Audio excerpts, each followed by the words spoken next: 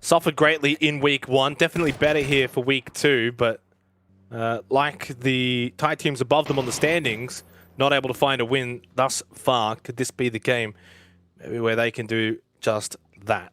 So far, no deaths inside of the first 8 minutes, but I'm sure I'll jinx that one.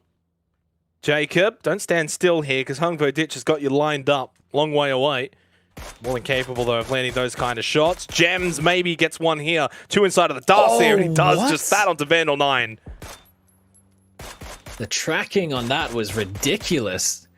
With the 4x mini, it's not the easiest of shots to hit, especially coming past at that speed, but he almost got a second as well. Jekzy was incredibly low on the pull-up, but he does make it into the southern side of Pochinki, and still just about clings on to his life. But that is another early exit for at least one member of E365. Not the way that they wanted to start off the final game of the day. AAA, they have taken that position on the north and eastern side of Pochinki, as well as the barns across, so going for their trademark wider splits in comparison to what a lot of other teams tend to do in this sort of situation. Group up in a small compound and look to hold on to it, but they're not done bullying E365 around. They were not invited to AAA's turf, and they are not welcome, as Gems still going for those rapid fire spams, still just making sure they know where he is. 50 seconds until phase 2. Rozhok Hill occupied at the moment by BN United.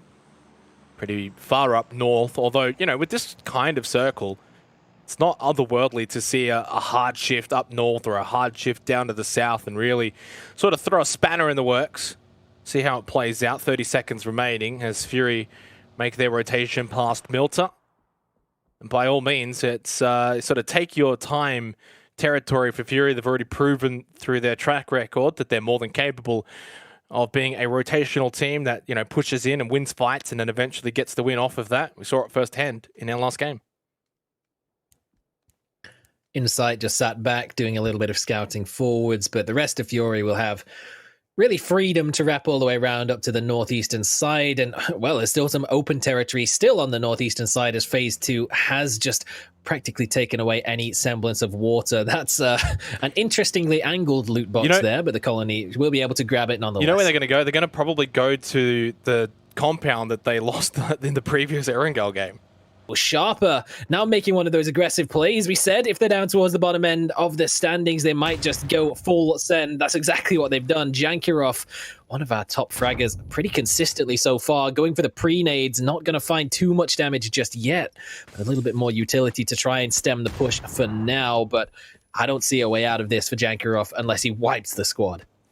Yeah, and he doesn't really have help either, the rest of AAA, over towards the farmhouses. That's unfortunate, but it may actually still be job done with the smoke anyway. This is pretty much defensive mode right now for Janku.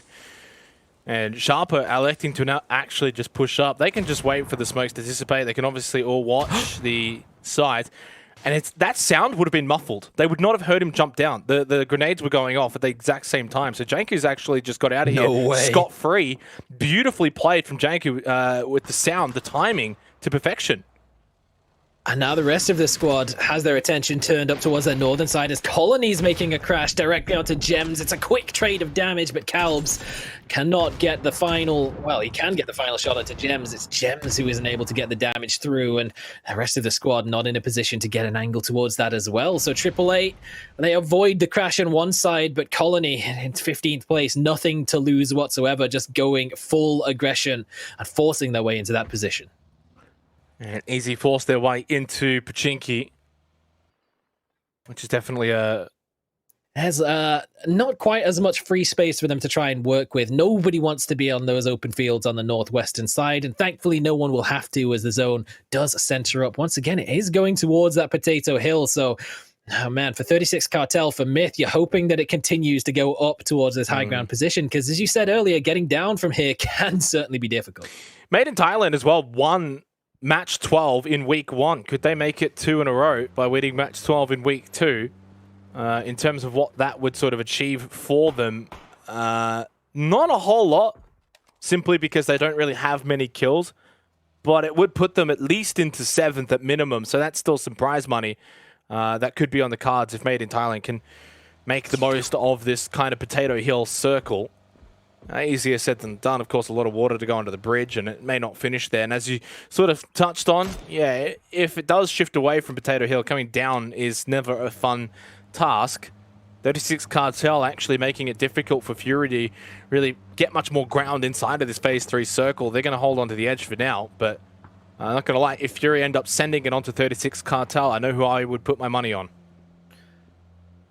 Who would you put your money on here? I think Game Home so far today have finally shown that they found some form, and they're actually just going to sort of bypass the battle face-to-face with Made in Thailand, but not going to get far enough away from the damage at the very least of Thanawat, but it's not quite enough for him to get the opening knock. I mean, I hate to see it, but in the background, I saw Duckmans with an M16, so really not the best equipped Made in Thailand, but they've got a couple of grenades that could be big in a fight like this, but it's really Thanawat being the point man, Escalucia nearby, but Jacob's taking shots in a different direction towards Sharper. So Game Home may favor UMP at the current rate. So maybe Central would be the fairest play here for phase number 4, and it's rather centrally north. Definitely not going to get a full apps finish. Potato Hill still a large point of interest in this phase 4 circle that can be played off, but it may create the dynamic where Made in Thailand and or Game Home, when they eventually do have to push off of the hill, could find themselves getting shot at by, you know, various different teams.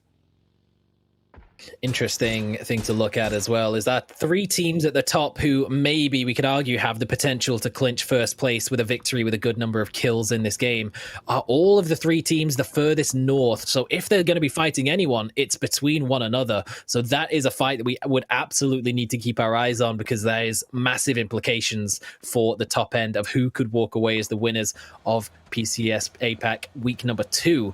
If Fury, if Unicorn Phoenix and BN start to fight one another, Unicorn Phoenix in the middle of it all for the moment, so maybe there's even a third party opportunity there, but for everyone else, for everyone who's a little lower down in the standings, who doesn't maybe have that chance of walking away with the win, that's all down towards the southern side, and that is absolute chaos.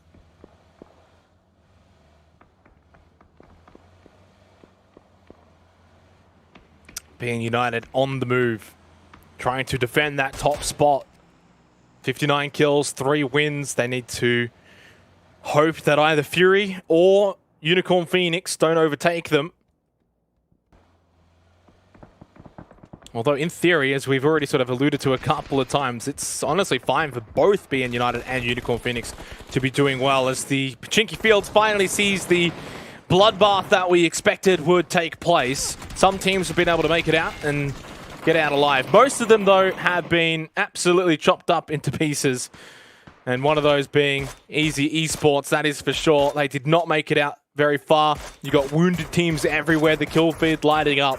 No surprise, as we said, Pachinki was going to turn into a bloodbath.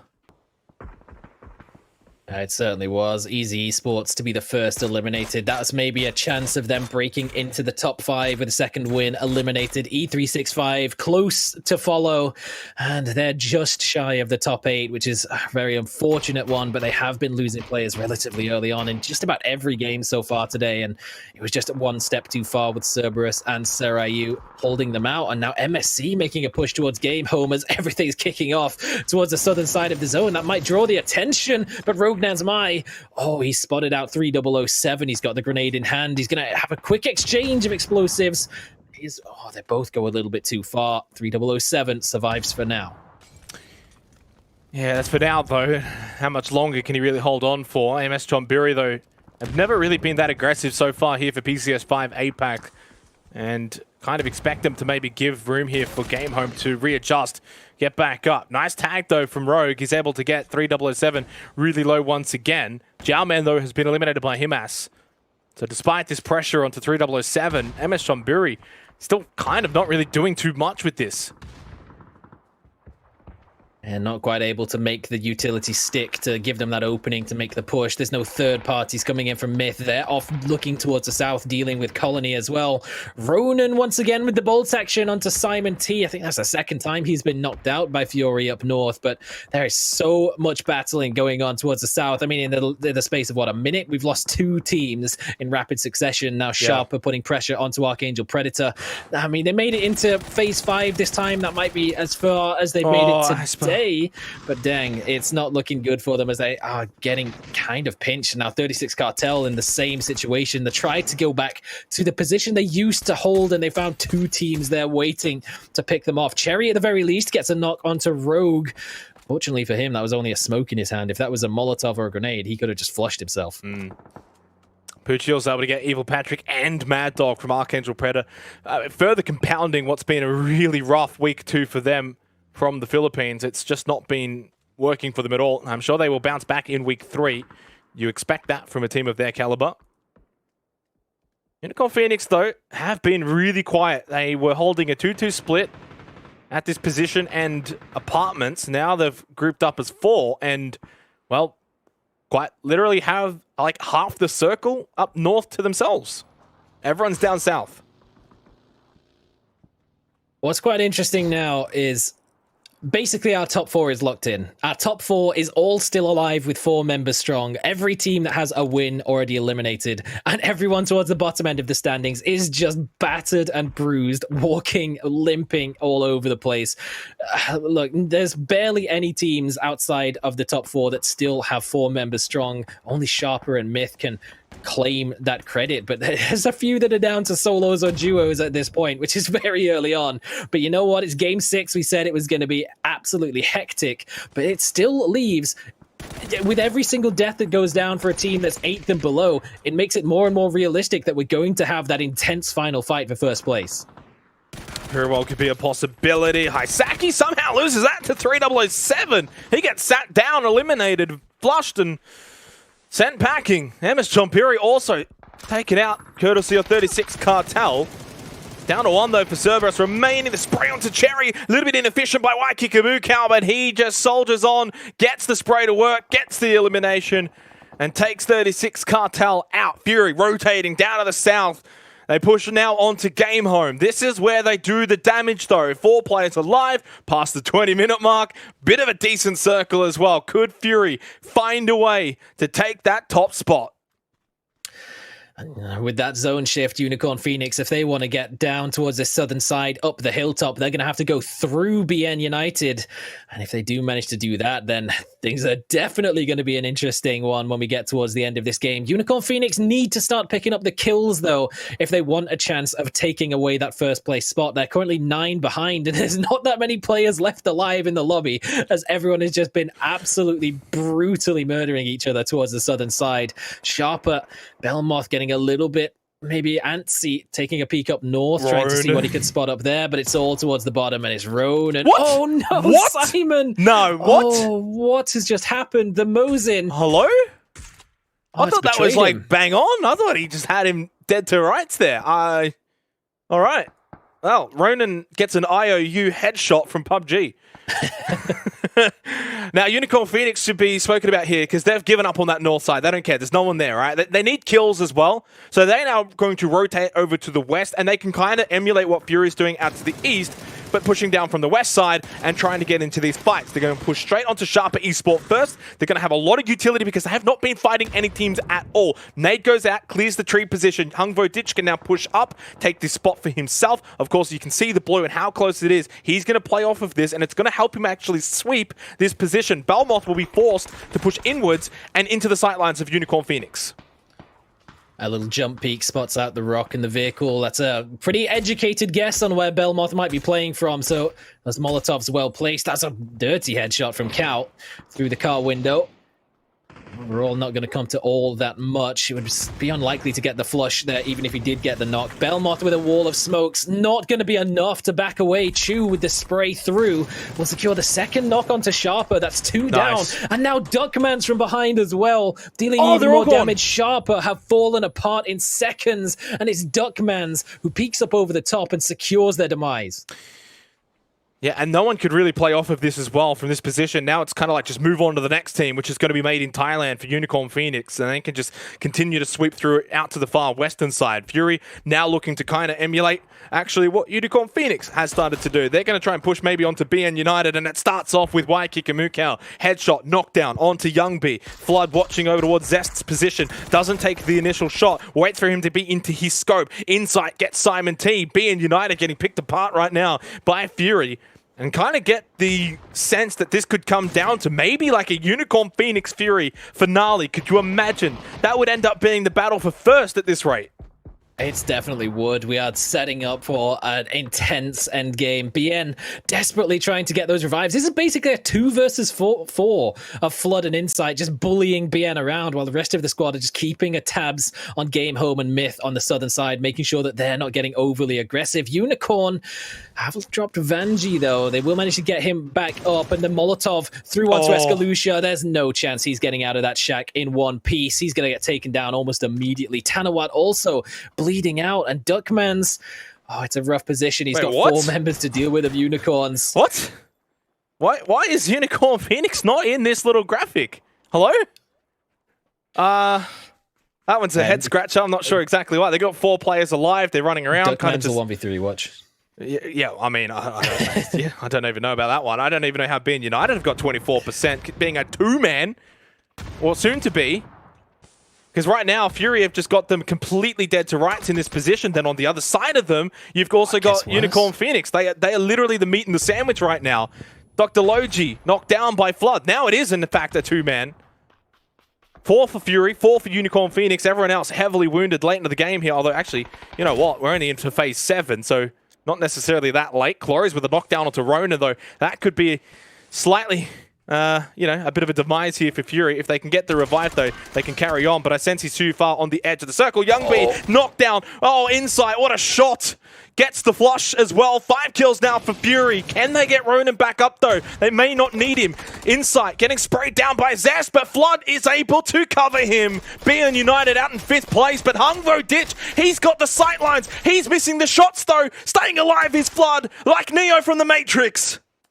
That is huge to keep Fludd alive there, but no, they've turned their attention away from the southern side, and Cloris takes the opportunity. He's caught Ronon completely looking the wrong way. This is why they had that 2-2 split, keeping tabs on the southern side, and they turn their attention away for just a second, and it might just fall apart for Fury now. Fludd has to desperately try and pick up this heal. Insight's gone down as well. That's a huge nade onto that blue, though.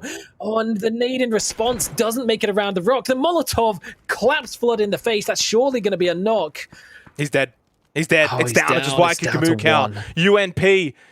They need to basically get all of the kills. How many kills do they need? Another like 4 or 5 kills to maybe get top spot with a win here, because it looks as if we're seeing Game Home. Fury kind of wounded, down to just Ykikamucow, but don't count the cow out just yet. Never mind. He does get counted out. Then there are the kills for Unicorn Phoenix as well, as you said, Rick. 1 more kill. Make it 2, though, for good measure, which obviously if they win, they're going to get 2, right? Unless Game Home deny all 3 kills. If they were to just die to the blue right now, Unicorn Phoenix would technically be in second. Van to secure at least this one onto Disgusting. It's confirmed. 9 now for Unicorn Phoenix. They tie BN United on 59. A win here will get them top spot for the 2nd week in a row. This would be absolutely insane, but Cloris has something to say about it with a peek around the side. Vanjie goes down. It's still a 2 versus 3, even with the knock. They haven't secured the flush yet either. So HungVoDitch, an opportunity maybe to creep forward, grab the revive while they're not looking. He's got the ghillie suit. Another jump peek from Cloris, though. But what is that spray with the Groza? Cloris completely denied. And Unicorn Phoenix surely from here have to close this out and win 2 weeks straight on PCS 5. Where has this team come from? They won week 1, $17,000 pocketed.